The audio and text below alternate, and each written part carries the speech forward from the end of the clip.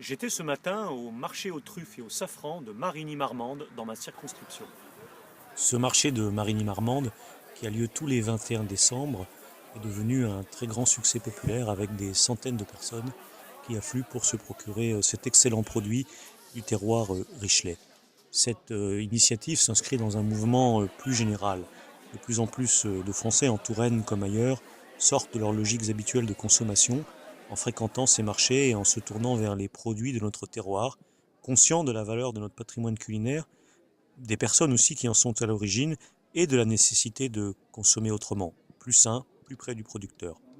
Pour reprendre cet exemple de la truffe, ce produit dont la présence et la culture est ancestrale sur le territoire du Richelais a connu un renouveau assez récent, au milieu des années 70, avec une augmentation significative des surfaces cultivées.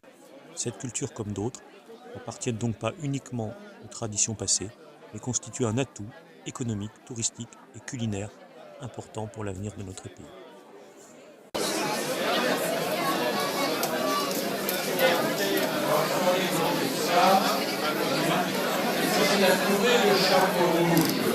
Je voulais dire aussi, j'ai vu pas mal d'élus du pays du Chinonais présents ici aujourd'hui.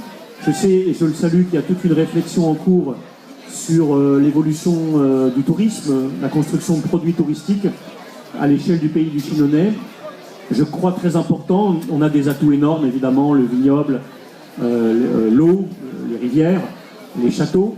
Je crois important d'intégrer dans cette réflexion les produits gastronomiques et notamment, puisque nous sommes ici un peu à l'intersection du secteur de Richelieu et du secteur de Sainte-Maure, de ne pas oublier vers le secteur de Sainte-Maure tout ce qui peut se faire en matière de gastronomie et de pouvoir l'intégrer dans cette réflexion sur le futur développement touristique de ce territoire. Ça me paraît important.